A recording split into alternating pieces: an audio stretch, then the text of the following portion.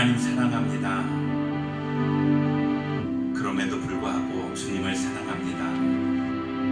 그리 아니하실지라도 주님을 사랑합니다. 그러하기에 더욱 주님을 사랑합니다. 하나님, 주님을 사랑하는 우리의 이 신앙의 고백이 우리의 환난 가운데 더욱 주께 진실함으로 고백되게 하여 주시옵소서. 이 모든 환난 가운데 우리를 지키시고 우리와 함께 하시는 그 주님의 그 사랑과 그 은혜가 내게 넘침을 찬양합니다. 비록 우리의 육체가 연약하여도 우리의 삶이 곤고하여도 주님, 우리의 예배 가운데 임자여 주시는 그 하나님의 놀라운 능력이 나를 덮게 하여 주시옵소서.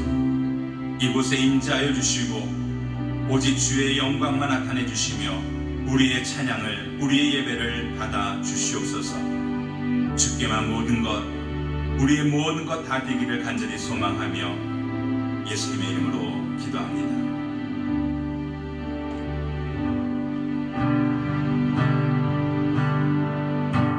마음속에 어려움이 있을 때,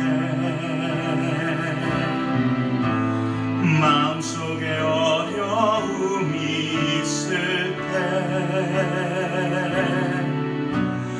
마음속에 어려움이 있을 때 주님 내게 먼저 오사 내 마음을 만지고 주님 앞에 나올 수 없을 때, 주님 앞에 나올 수 없을 때, 주님 앞에 나올 수 없을 때, 주님 날 먼저 안으시네.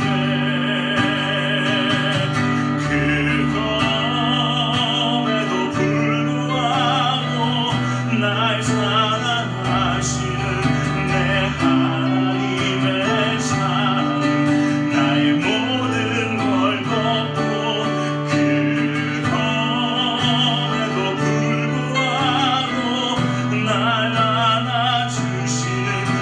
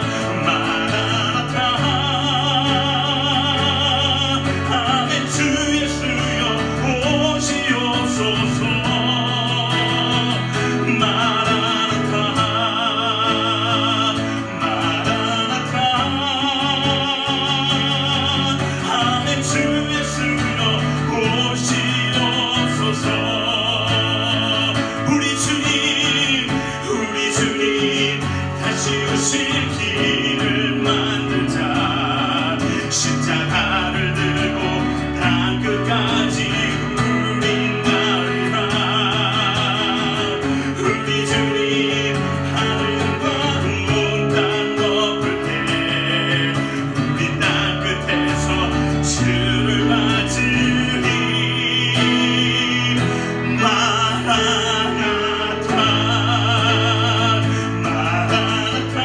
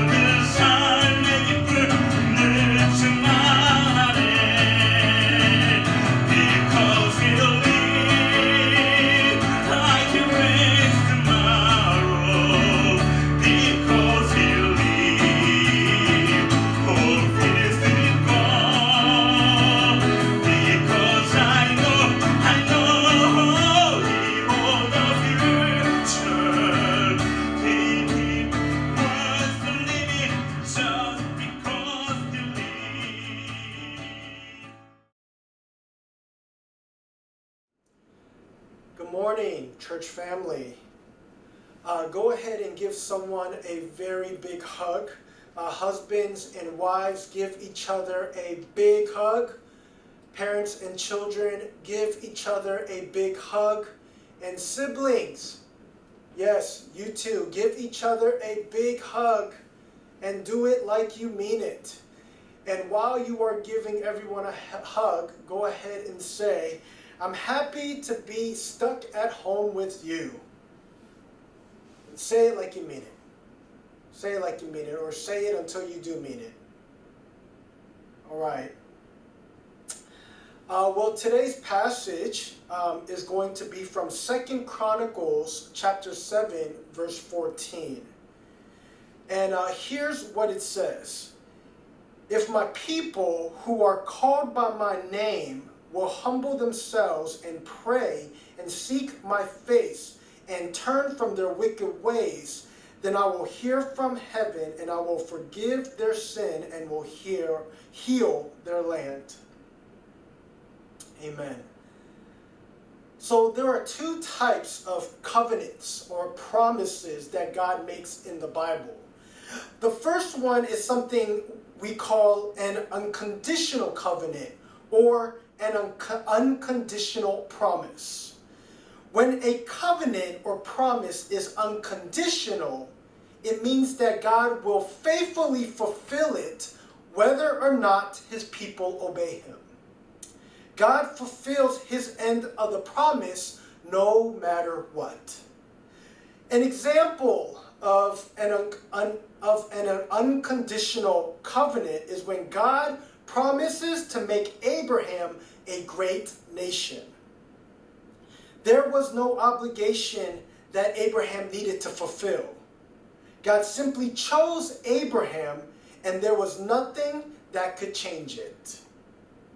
The second type of covenant is called a conditional covenant or a conditional promise.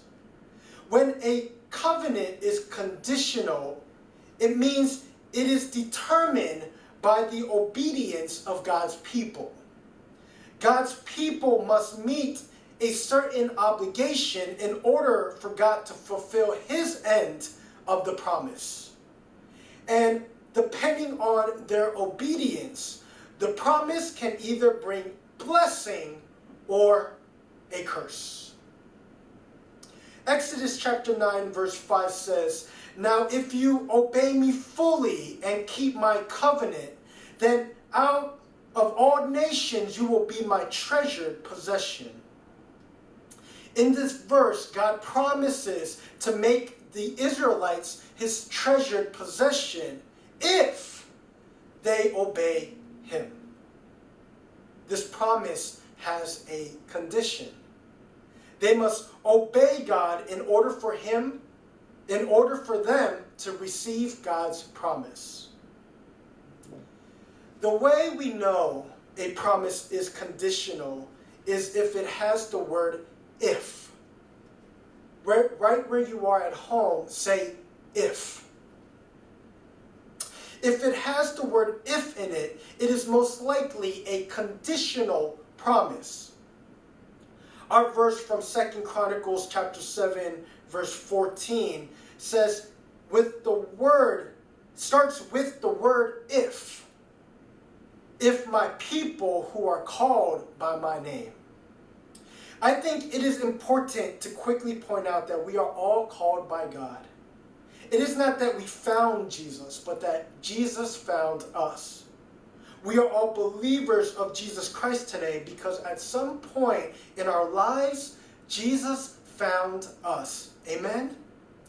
That is why we should never become arrogant or conceited about our faith, because it is God who worked in us and who called us. But here's the first condition God gives to his people in this verse. He says, if my people who are called by my name humble themselves.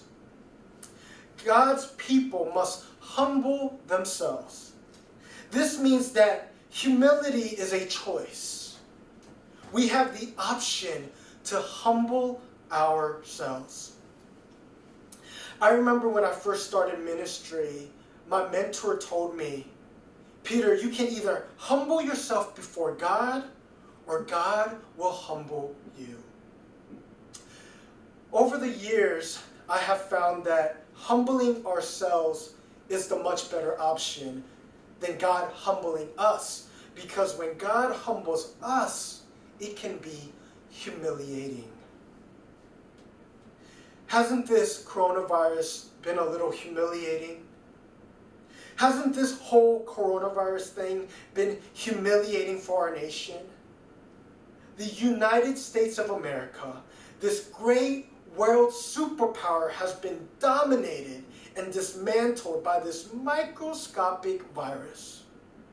We thought we were so strong and untouchable, but our world has crumbled overnight. We are such arrogant people, aren't we?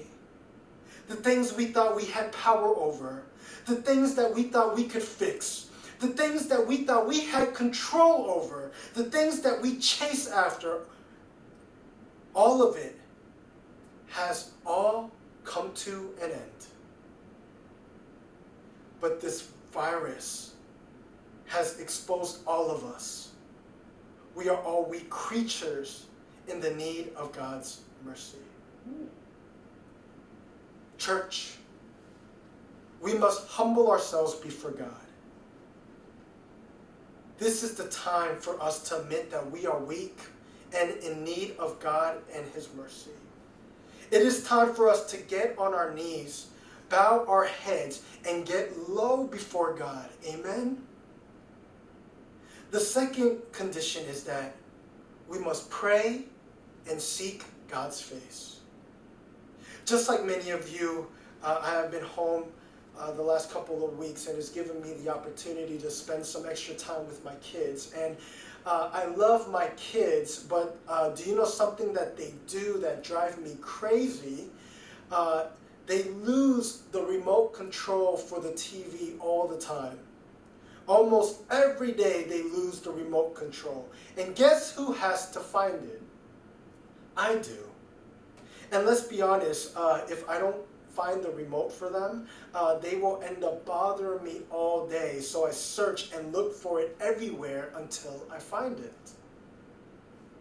This word seek means to search for or look for. So when we pray, we are to search for or look for God's face. We are to seek after God until we find Him. When you pray, do you seek after God? Or do you seek after what God can give you?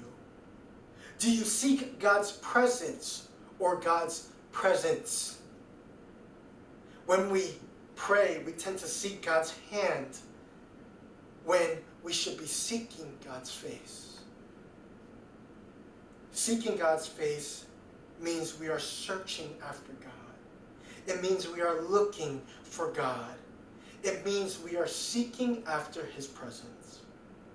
You may remember the story in the Bible where Moses asked God to show him His glory. And God says that He will show His glory to Moses, but He cannot show him His face because it is so glorious. God's face is so glorious that we would die the moment we see it. But what Moses was asking for God was His presence. Moses wanted God. He didn't care what God could give him. He wanted God. Seeking after God's face means we are searching and looking for God. Even though we might not ever see God's face, we must search deeply after God like we will. Seeking after God's face means we are seeking after Him. And church, right now is the time that we need to be seeking God.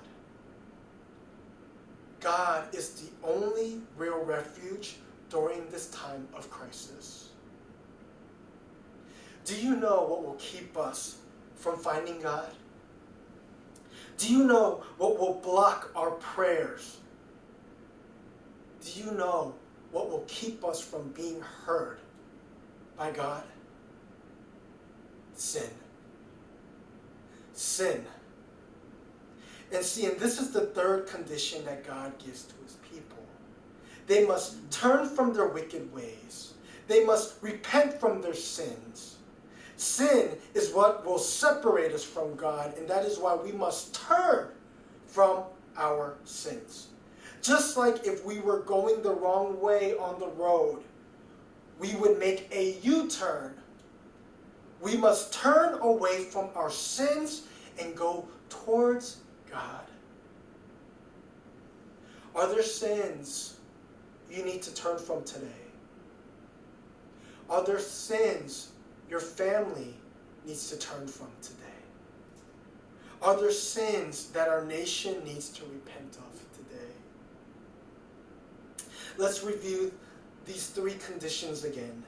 God says, if my people, 1, humble themselves, then 2, pray and seek my face, and 3, turn from their wicked ways, then, here comes the promise. I will hear from heaven, forgive their sin, and heal their land. So if we humble ourselves, pray and seek God's face, turn from our sins, then God will hear us from heaven, forgive our sins, and heal our land. If we do these 3 things, then God will do these 3 things. What our world needs right now is for God to hear our cries. What our world needs right now is God's mercy. What our world needs right now is God's forgiveness. What our world needs right now is God's healing. Amen? The Bible says the prayer of a righteous person is powerful and effective. And church, I want you to know that our prayers have power. It doesn't matter if we are a small church. Our prayers can move mountains. I want to encourage you today to pray together with your families. Pray every day together. Right now, my family and I pray every single morning together. Church, our prayers will be the reasons our families are protected. Our prayers will be the reason why God will provide for our needs. Our prayers will be the reason God will have mercy on our nation. Our prayers will be the reason this virus will pass quickly. Amen? Amen.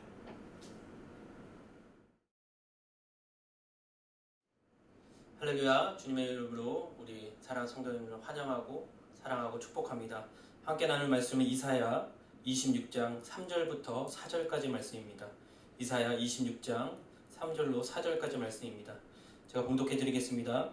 주를 한결같은 마음으로 의지하는 사람들에게 주께서 평화를 넘치도록 부어주십시오. 그가 주님을 신뢰하기 때문입니다. 영원히 여호와를 신뢰하라. 여호와 그분만이 영원한 바위시기 때문이다. 아멘. 오늘 저는 여러분과 함께 주님을 신뢰하자라는 제목으로 함께 은혜 나누기 원합니다. 우리 사랑하는 성도 여러분, 주님을 신뢰하십니까? 그리고 또한 주님을 한결같은 마음으로 의지하고 계십니까? 지금 좀 힘든 상황 가운데, 어려운 상황 가운데 있을지라도 우리 귀한 성도님들은 주님을 신뢰하고 의지할 줄 믿습니다. 하나님은 우리가 어떤 상황에서도 하나님을 신뢰하며 한결같은 마음으로 주님을 의지하는 사람이 되기를 원하십니다.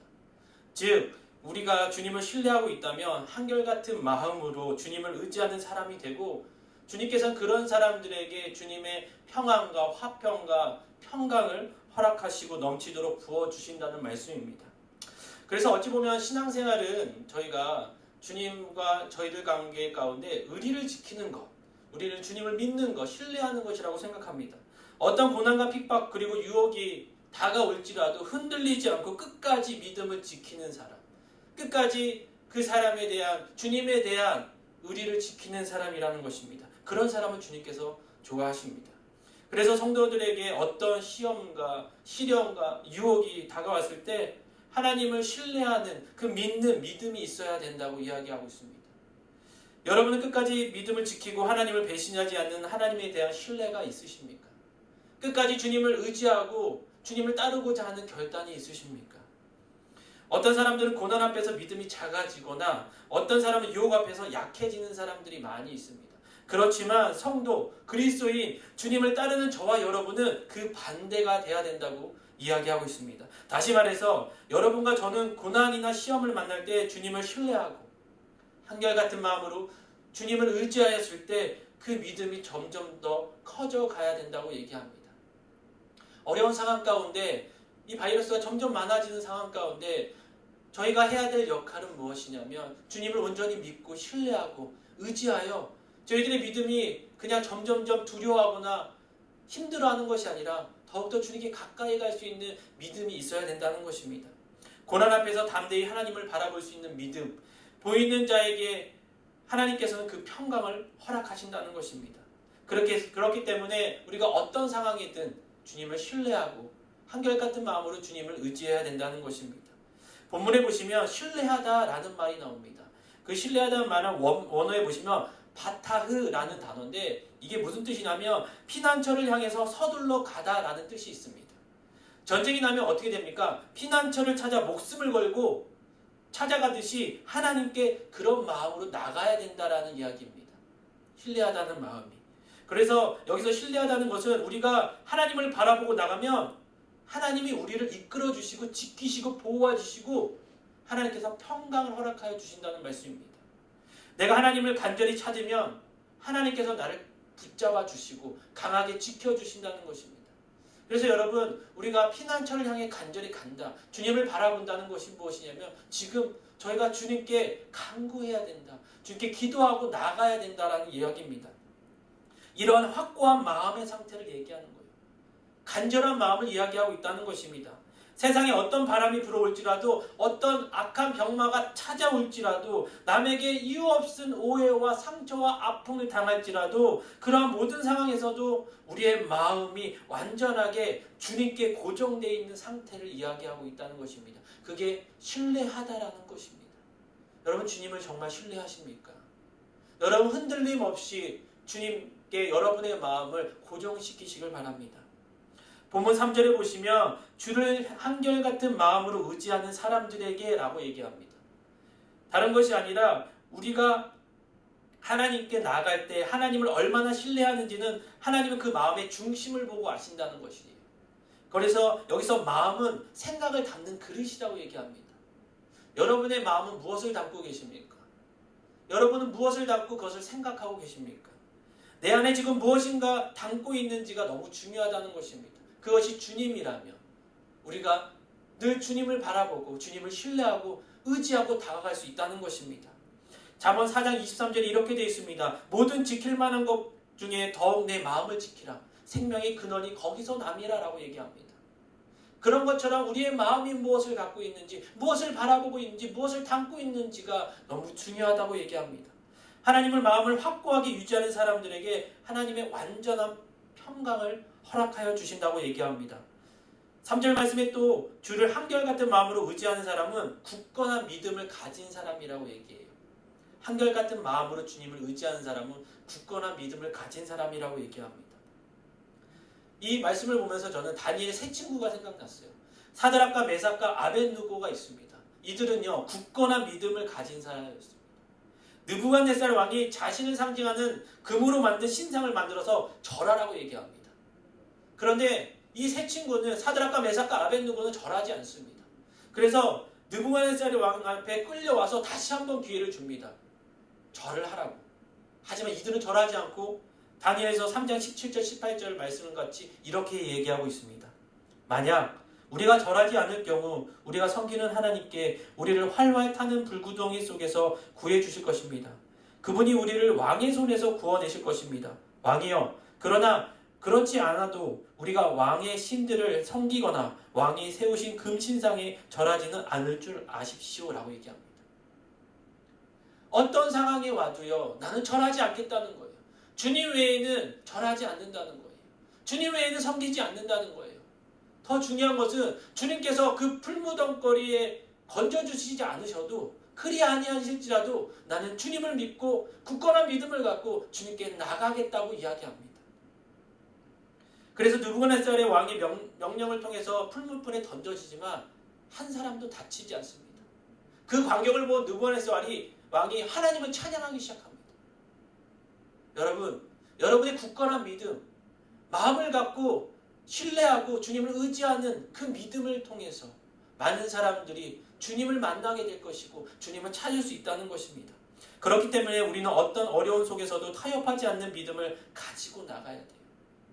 상황이 바뀌었다고 예배를 타협하고, 상황이 바뀌었다고 기도를 타협하고 찬양을 타협하는 것이 아니라 내가 있는 그곳에서 예배하고 내가 있는 그곳에서 찬양하고 기도할 수 있는 저와 여러분의 삶이 되어야 된다는 것입니다.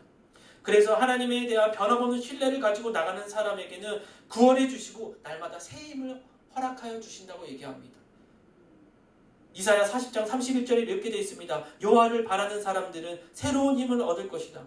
독수리가 날개를 치며 솟구듯이 올라갈 것이고 아무리 달려도 지치지 않고 아무리 걸어도 피곤하지 않을 것이다 라고 얘기합니다. 여러분, 우리가 현재 어려운 상황 가운데 광야의 길을 간다고 생각하시는 분들도 분명히 계실 것입니다. 하지만 그 가운데 주님을 믿고 신뢰하며 한결같은 마음으로 주님을 의지하면, 주님께 기도하면 주님의 도움의 손길이 찾아주시고 지키시고 보호하여 주시고 우리의 피난처 되어 주신다고 얘기합니다. 시편 62편 8절에 오 백성들아 언제든지 그분을 의지하라. 너의 마음을 그분께 쏟아놓으라. 하나님이 우리의 피난처시다 라고 얘기하고 있습니다. 여러분, 그러므로 어떤 상황 가운데서도 하나님을 의지하고 신뢰하여 모든 일을 주님께 맡기시길 바랍니다. 두려워하지 마시고요. 주님께 맡기시고요. 맡길 수 있는 것은 주님을 신뢰하기 때문에, 주님을 의지하기 때문에 가능하다는 것입니다. 그럴 때 하나님께서는 우리를 도와주시고 우리의 삶을 축복해 주시고 기적 같은 일을 베풀어 주신다는 것입니다. 여러분, 상황은 암담할 수 있고요. 힘들 수 있지만 여러분, 영원하신 창조주 하나님을 바라보시고 믿음을 굳건히 하시고 한결같은 마음으로 주님을 의지하며 신뢰할 수 있는 그 신뢰함을 가지고 살아갈 수 있기를 주님의 이름으로 축원드립니다.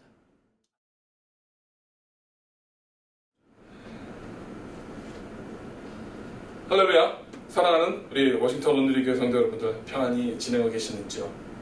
오늘 은혜를 나눌 본문의 말씀은 예레미야서 29장 11절에서 13절까지의 말씀입니다. 예레미야서 29장 11절부터 13절까지의 말씀 제가 봉독해 드리겠습니다. 여호와의 말이다. 내가 너희를 위해 갖고 있는 계획들을 내가 알고 있으니 그것은 평안을 위한 계획이지 재앙을 위한 것이 아니며 너희에게 미래와 소망을 주기 위한 것이다. 그러면 너희가 나를 부르고 와서 내게 기도할 것이고 나는 너희 말을 들을 것이다. 너희가 너희의 온 마음으로 나를 찾을 때 너희가 나를 찾고 나를 발견할 것이다. 아멘. 오늘 세 번째로 드리는 영상 예배입니다. 여러분들과 함께 한 자리에 모여서 예배를 드리지 못한 지 벌써 3주가 되어가고 있습니다. 그동안 바이러스 감염자 숫자들은 우리 주변에서 굉장히 빠르게 늘어가고 있고, 동시에 직장을 잃은 사람들, 그리고 직장이 폐쇄되고 길이 끊기고 도시가 봉쇄된 곳들은 우리 주변에서 늘어만 가고 있습니다. 세계 곳곳에서 벌어지는 동양인에 대한 혐오는 이제 심해져서 폭행을 하고 또 모욕을 당하는 일들도 심심치 않게 일어나고 있습니다. 그런 뉴스를 보면 늘 드는 생각이 있습니다. 왜 사람들은 재난과 어려움이 닥치면 서로를 더 돌봐주고 서로를 더 위해서 희생하는 것이 아니라 더 각박해지고 더 이기적이고 더 냉혹해지는 것일까? 평상시에는 점잖은 척, 평상시에는 인심이 후한 척, 교양이 있는 척 그렇게 살아가지만 어려운 일이 닥치면 내 것을 먼저 챙기고 나를 먼저 위하고 더 이렇게 서로의 탓을 하고 서로를 원망하는 그런 모습들로 변해가는 것일까? 왜 우리는 역사를 통해서 교훈을 얻지 못하고 잘못된 역사는 계속 반복되고 있는 것일까? 그런 안타까운 마음이 듭니다. 그런데 하나님의 말씀을 묵상하다 보면 하나님께서 우리에게 주셨던 세상과 우리에게 주셨던 인생과 우리에게 주셨던 인류의 역사는 그렇지만은 않다는 것을 우리는 어렵지 않게 발견할 수 있습니다. 오늘 본문은 사실은 우리의 그 생각을 확증해주고 있습니다. 오늘 본문 11절에 이렇게 말씀합니다. 여호와의 말이다. 내가 너희를 위해 갖고 있는 계획들을 내가 알고 있으니 그것은 평안을 위한 계획이지 재앙을 위한 것이 아니며 너희에게 미래와 소망을 주기 위한 것이다. 아멘. 최근 엄청난 화제를 불러모은 영화가 있습니다. 기생충이라는 영화입니다. 보신 분들이 계시는지 모르겠는데요. 그 영화에 보면 배우 송강호가 아들에게 이런 말을 합니다. 오, 너는 계획이 다 있구나. 아무 생각과 계획도 없이 백수처럼 살아가는 아버지가 남을 속이고 남의 것을 빼앗는 계획을 세운 아들에게 그 아들을 칭찬하면서 하는 말입니다. 오, 너는 계획이 다 있구나. 그런데 오늘 본문은 바로 하나님께서 우리를 위한 계획이 있으시다라고 말씀해주고 있습니다. 그리고 그것은 평안을 위한 계획이지 재앙을 위한 것이 아니며 우리에게 미래와 소망을 주기 위한 것이다 라고 말씀하고 있습니다. 하나님은 우리에게 재앙이나 환난이나 어려움을 주기를 원하시는 적이 없습니다. 대부분의 경우에는 우리의 잘못들로 인해서 환난이 생깁니다. 대부분의 경우에는 우리가 잘못된 길로 가기 때문에 돌이키기 위해서 환난과 어려움이 생깁니다. 그런데도 우리는 가끔 그런 질문을 합니다. 왜 묵묵하게 열심히 자기의 주어진 삶을 살아가던 사람들이 이런 재난을 만나고 불행한 일을 만나고 어려움을 겪는 것일까? 왜 힘든 인생을 살아가는 사람들이 이런 일들 때문에 기운 빠지게 되는 것일까? 우리는 의문을 갖게 됩니다. 그런데 역시 오늘 본문에 이 질문에 대한 해답을 주고 있습니다. 오늘 12절 13절에 이렇게 말씀합니다. 그러면 너희가 나를 부르고 와서 내게 기도할 것이고 나는 너희 말을 들을 것이다. 너희가 너희의 온 마음으로 나를 찾을 때 너희가 나를 찾고 나를 발견할 것이다. 아멘. 비록 우리 주변에 일어나는 환난과 어려움들이 우리의 잘못과 인간의 오만과 인간의 잘못된 실수들 때문에 재앙이 일어난다 할지라도 하나님께서는 우리 인간들이 우리들이 그 재앙을 지나서 그 환난을 지나서 하나님께 돌아오기를 원하고 계신다는 것입니다. 우리가 온 마음을 다해 하나님을 찾고 찾으면 우리가 어떤 재앙과 환난과 어려움 가운데 있을지라도 하나님께서는 그 과정을 통해서 하나님을 발견하고 끊어졌던 관계를 회복하고 더욱더 하나님과 친밀한 관계로 나아갈 수 있도록 재앙이 아니라 축복으로 변화시키기를 원하시고 계신다는 말씀을 들려주고 계시는 것입니다. 저와 여러분이 살아온 인생을 한번 이 시점에서 돌아보기를 원합니다. 우리는 모든 일이 잘 풀리고 잘 될 때는 물 들어왔을 때 노조해야 된다. 그래서 더 열심히 일합니다. 더 열심히 뛰고 바삐 살고 정말 하나님의 음성을 들을 시간조차 없이 우리는 그렇게 살아갑니다. 우리가 세워놓은 계획들, 내가 원하는 것들, 내 소망들 그런 것들을 이루느라 하나님의 계획이 무엇인지 여쭤볼 여유도 없습니다. 우리가 세워놓은 계획들을 이루어가는 과정 속에서 우리는 너무 바삐 살다가 우리의 영혼과 마음과 육신이 지쳐버리는 것조차 깨닫지 못할 때가 있다는 겁니다. 그러니까 하나님께서 이렇게 말씀합니다. 오, 너는 계획이 다 있구나. 그리고 지켜만 보고 계십니다. 내 계획대로 한번 해봐. 그렇게 살다가 그렇게 우리의 계획, 우리의 생각, 우리의 미래를 이루기 위해서 우리 마음대로 열심히 살다가 갑자기 모든 것이 멈춰졌습니다. 모든 것이 정지했습니다. 3차 세계대전이 일어난 것도 아니고 온 지구적인 재앙이 닥친 것도 아니고 엄청난 무슨 재앙이 일어난 것도 아닙니다. 지금도 문 바깥을 나가면 모든 것이 너무나 평화롭고 너무나 정상적입니다. 모든 것이 변한 것이 하나도 없습니다. 그런데 도로가 봉쇄가 되고 직장이 문을 닫고 이웃과의 관계가 끊어집니다. 전 세계 모든 경제가 스탑을 했고 비행기와 교통수단들이 도로와 세계를 잇던 나라와 나라를 잇던 모든 교통수단들이 다 끊어졌습니다. 사람이 사람을 만나서 대화를 하고 식사를 하고 교제를 하고 시간을 보내는 것조차 두려운 그러한 시대를 살게 되었다는 것입니다. 그런데 재밌는 것은 위성사진을 보았더니 세계를 뒤덮었던 공해가 사라지고 또 오히려 미세먼지가 사라지고 물이 맑아지는 일들이 일어났다는 겁니다. 사람들이 정신없이 살다가 병이 나면 갑자기 모든 걸 멈추고 쉬어야 되는 것처럼 지금 지구도 이렇게 정지되고 병이 나서 멈추고 쉬고 있는 것처럼, 우리의 인류들도 지금 쉬고 있는 것처럼 그렇게 보여지는 시점에 있는 것입니다. 자, 이제 우리는 무엇을 해야 될까요? 그저 아무것도 하지 않고 집에 가만히 앉아서 사다 음식만 먹어야 될까요? 일을 나가고 싶어도 나갈 수가 없습니다. 직장의 문을 닫았기 때문에. 여행을 가고 싶어도 갈 수가 없습니다. 교통수단들이 다 끊어졌고 호텔과 모든 것들이 다 문을 닫았기 때문에, 식당이. 그러면 어떻게 해야 될까요? 그냥 이렇게 버티다 보면 모든 것이 다 예전처럼 일상으로 돌아가게 될까요? 아니, 그렇게 모든 것이 일상으로 돌아간다고 하면, 이전처럼 돌아간다고 하면 그것이 정말 하나님이 원하셨던, 그렇게 우리가 돌아가야 될 일상이었을까요? 오늘 본문의 저자인 예레미야가 통곡하면서 쓴 책이 있습니다. 성경에. 그것이 바로 예레미야 애가입니다. 자신의 허물과 죄를 깨닫고 돌이키는 것이 아니라 멸망과 심판을 향해 달려가는 유다 사람들을 보고 가슴이 아파서 가슴을 찢으며 통곡하며 기록한 책이, 하나님께 돌아오라라고 외치며 쓴 책이 예레미야 애가입니다. 그리고 예레미야 애가에서 재난과 환난 가운데 있는 우리들이, 지금 이 시대를 사는 우리들이 어떠한 태도를 취해야 될지에 대해서 분명하게 말씀해주고 있습니다. 예레미야 애가서 5장 21절에 이렇게 말합니다. 여호와여, 우리를 주께로 돌이켜서 우리를 회복시키소서. 우리의 날들을 옛날처럼 새롭게 하소서. 할렐루야. 우리는 이렇게 주께로 돌이키도록 우리를 회복시켜 달라고 간구해야 될 때에 그 시점에 우리는 살고 있습니다. 우리가 이제 돌아가서, 예전으로 돌아가서 완전히 회복되는 시점으로 돌아갈 수 있도록 회복되기를 간구해야 한다는 겁니다. 그 회복되어지는 돌아가는 삶은 우리가 바삐 살아오다가 어느새 잃어버렸던, 하나님과 상관없이 살았던 그 삶이 아닙니다. 어느새 하나님의 계획보다 내 계획을 앞세워서 살아갔던 그때의 시점이 아닙니다. 하나님의 마음이 아니라 내 탐욕을 앞세우고 살았던 그때의 우리의 인생이 아니라는 겁니다. 오히려 그 더 이전에 내가 예수님을 나의 구세주로 처음 만났던 그 뜨거웠던 감격이 있었던 그때, 하나님의 은혜가 너무나 감사해서 감격과 눈물로 찬양하고 예배했던 바로 그때, 우리가 정말 그 구원의 은혜가 감사해서 전하지 않고는, 전도하지 않고는, 이 은혜를 나누어 주지 않고는 견딜 수 없었던 열정이 내 안에서 끓고 있었던 그때, 바로 그때로 회복되어져야 한다는 사실인 것입니다.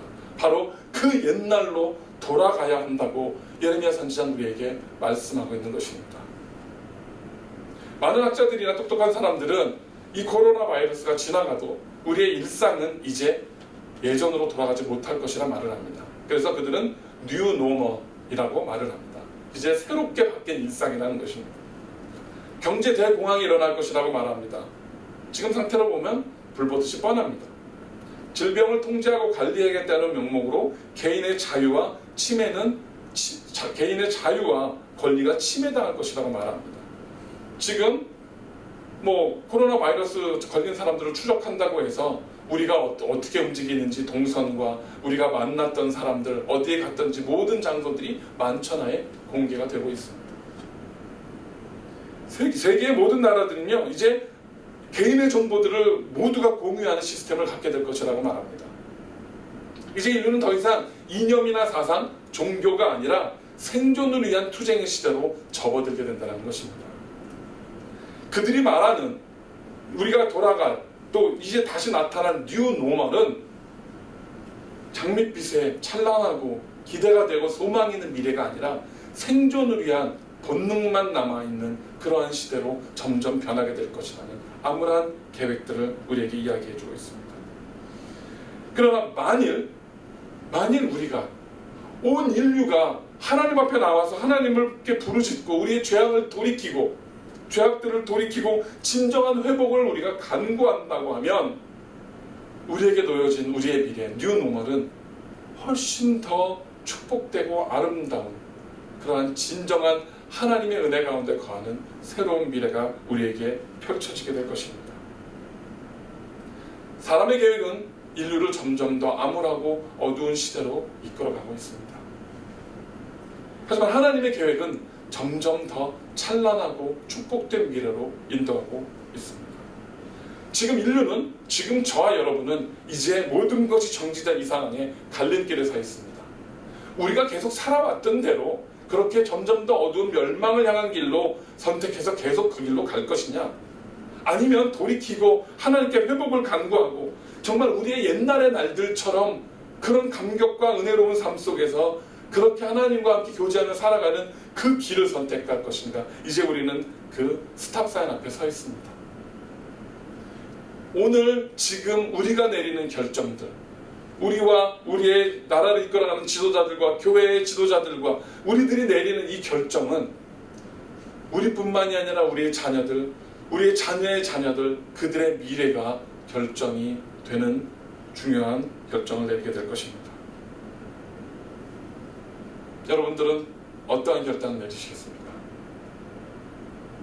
기도하고 하나님의 음성에 귀를 기울이며 하나님의 계획을 따라 하나님께서 우리에게 주시는 축복을 찾아 그 길을 가시겠습니까? 아니면 지금까지 살아왔던, 그냥 그렇게 내 마음대로 내 계획대로 내 생각대로 살아왔던 그 이전의 시간, 그때로 돌아가기를 원하십니까? 구약 성경에는 겸비라는 단어가 등장을 합니다. 나의 백성이 스스로 겸비하여 주께 돌아오면 내가 그들을 재앙 가운데서 끊고 회복시킬 것이다 라는 약속을 하시는 말씀들이 나옵니다. 여기서 이 겸비라는 단어는 겸손하게 자기를 낮추다라는 말입니다.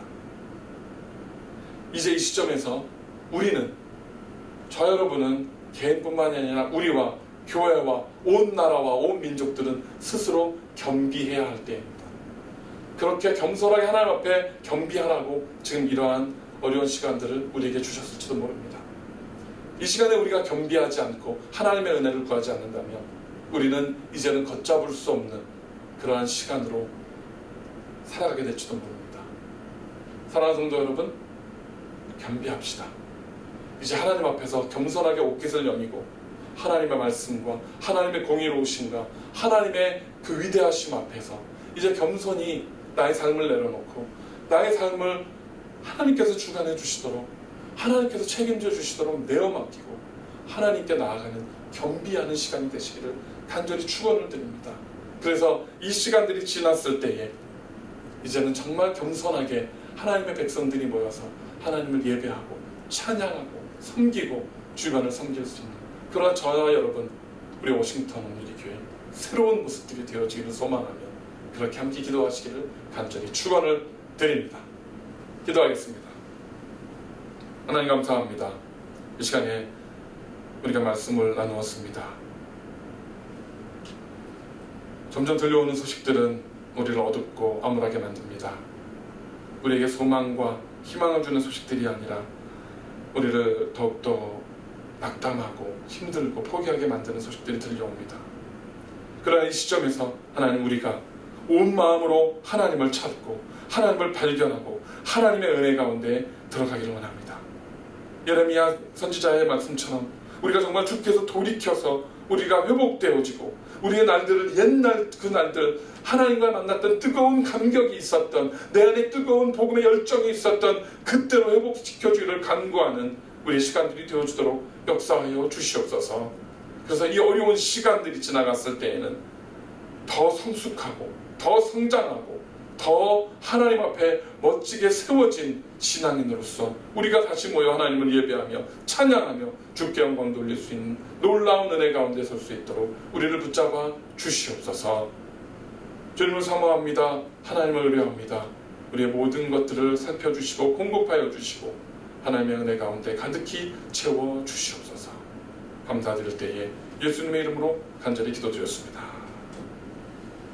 한번 말씀드리겠습니다. 계속 온라인 예배가 드려지고 있습니다. 정식적인 예배를 드리지 못하고 있지만 주일날 우리 11시는 우리가 하나님께 드리는 예배입니다. 특별히 이 시간을 통해서 가족들이 정말 온전히 하나님께 드리는 영적인 훈련들이 되었으면 좋겠습니다. 그래서 아버지와 어머니와 자녀들, 또 어머니와 자녀들, 아버지와 자녀들, 온 가족들이 모일 수 있는 대로 다 모이셔서 함께 말씀을 들으시고요, 함께 찬양하시고, 이게 또 이 영상이 마친 후에는 함께 믿음의 말씀을 서로 나누시고 서로 격려하고 그렇게 가족 간의 신앙들을 세워가는 시간이 되시길 부탁을 드립니다.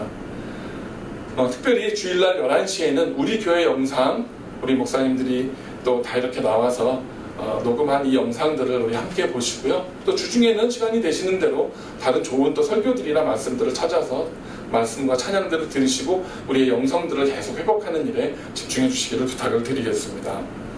그래서 상황과 환경에 관계없이 우리가 주의를 거룩하게 지키고 우리의 믿음을 계속해서 끊임없이 올바로 세워가는 훈련들이 이 시간을 통해서 우리 가운데 되어지기를 간절히 부탁을 드립니다.